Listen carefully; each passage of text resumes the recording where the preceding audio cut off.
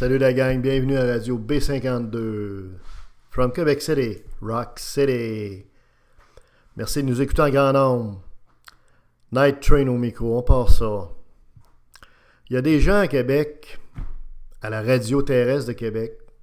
Vous savez, la radio où il y a plusieurs soi-disant vedettes, il y a plusieurs soi-disant grands personnages très connus. On les nommera pas, vous les connaissez sûrement. Du moins ceux qui écoutent de temps en temps la radio terrestre de Québec. Ce sont des gens souvent qui nous font la morale. Font la morale au bon peuple. Puis ils vont aussi, je dirais, qualifier les gens. OK? Et une de leurs marottes. Et c'est l'objet du présent podcast parce que finalement, c'est à la fois cocasse et en même temps fâchant un peu. Vous allez comprendre pourquoi. Ces gens-là font la morale à plein de travailleurs. Ces gens-là font la morale dans quel sens? En se disant, bon, les fonctionnaires, c'est des paresseux, ça travaille pas, ça part à 3 heures l'après-midi, ça se part en courant en leggings, comprends-tu?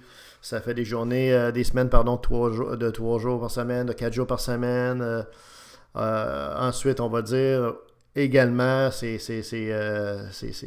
prétentieux de la radio-là vont dire, par exemple, qu'on ne produit pas assez, la productivité n'est pas assez grande au Québec parce que les gens ne travaillent pas assez. Comparé aux Américains, on est des lâches, on est des paresseux, on est des lésés, on est des gens, comprenez-vous, qui sont qui se retroussent pas les manches, qui n'ont pas vraiment à bout dans le toupette pour essayer de donner une bonne performance au travail.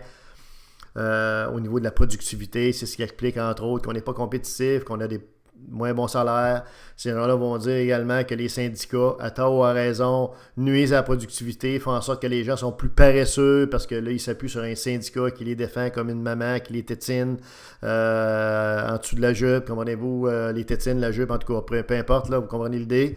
Ces gens-là vont dénoncer également les travailleurs qui, pour une raison ou une autre, font une grève.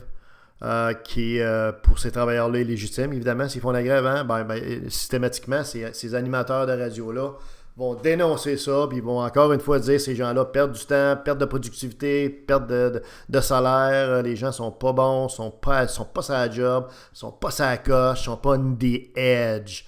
T'sais, autrement dit, ces gens-là font la morale, font la leçon. Ces petits mononcles-là de la radio là, font la leçon à tout le monde.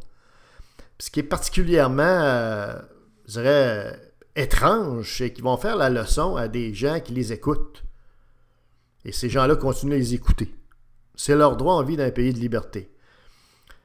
Mais le point qu'on veut vous amener dans ce podcast-ci, c'est que ces gens-là, justement, qui font la morale aux autres, comme quoi on ne travaille pas assez, puis dans le fond, les patrons ont raison, dans le fond, par exemple, de faire des layoffs, des congédiements, puis de remplacer le monde par d'autres mondes qui sont plus travaillants, puis patati, puis patata, puis blablabla. Puis finalement, toute une gang de pas bons. En résumé, là, demandez-vous, puis ils distribuent les bulletins à tout le monde. Puis dans les bulletins, on n'a pas des grosses notes personne, je vous le dis, là. On a tout pas mal d'un D, d'un D-, puis d'un E pour échec. OK? Fait que pour ces gens-là, là, il n'y a pas grand monde qui est travaillant. Il n'y a pas grand monde, à part quelques entrepreneurs, puis quelques personnes ici et là. Le peuple, là, est pas trop performant, OK? Les profs de cégep, les professeurs, les profs de cégep en particulier, c'est toute une gang de paresseux. Ils ont 5-6 mois de congé. Les professeurs, en général, sont toujours en vacances. Ils ont des semaines académiques, comprenez-vous, pour se pogner le moine, comprends-tu, puis rien faire. Alors que les profs, on le sait très bien, souvent, ils vont profiter de cette semaine-là aussi pour corriger des leçons et des devoirs massivement. Alors, c'est ça, alors les professeurs passent au cash également. Écoutez, on pourrait les passer un par un, là, les politiciens, ça va de soi, tout le monde passe au cash. Tôt ou tard, vous passez dans le tordeur de ces gens-là, vous passez, comprenez-vous, au cash. Bon. Ça, la table est mise.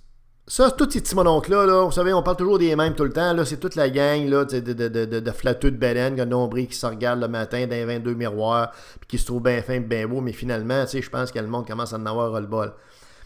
Mais ces mêmes personnes-là, qui font la leçon là, à tout le monde, puis qui nous traitent finalement de pas bons puis de paresseux, là. Hein? Ben, au moment où on se parle, on est le 26 juin 2017, là, ben, ils sont en vacances.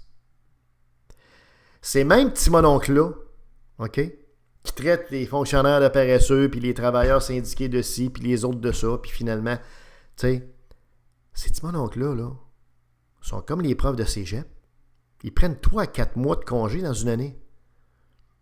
Ils prennent en moyenne 3 mois l'été. OK?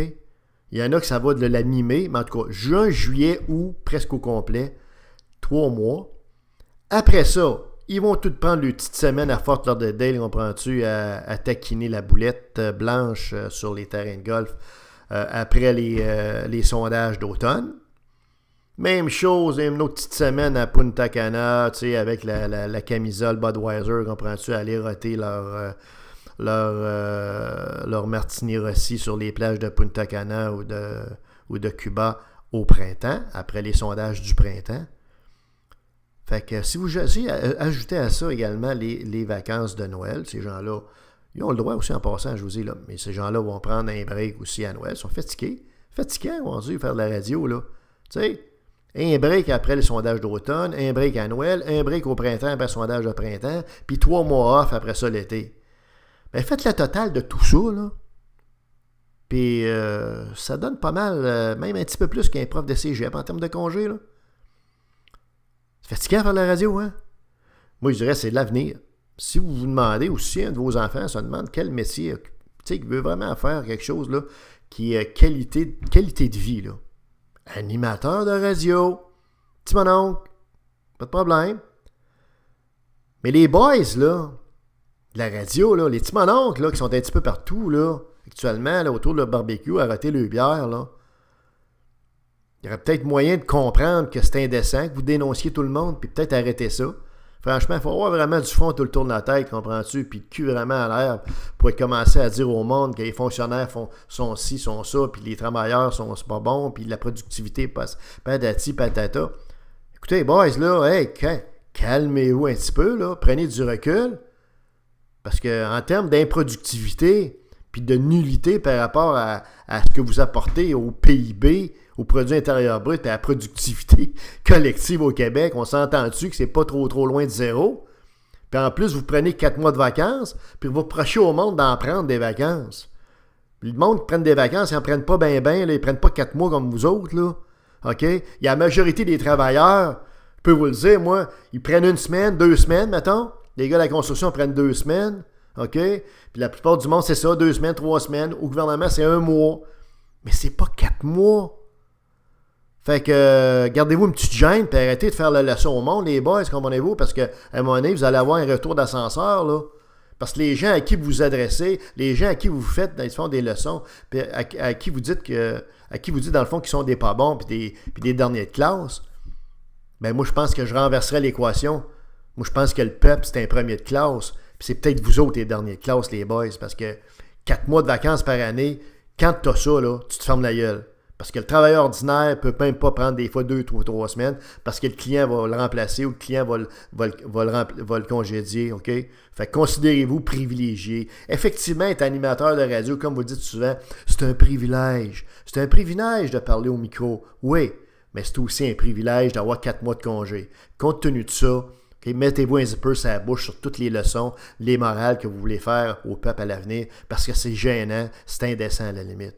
Puis c'est carrément méprisant pour le bon peuple. Le peuple qui vous écoute, les gens qui m'écoutent, puis les autres qui vous écoutent. C'était Radio B52, le train de minuit.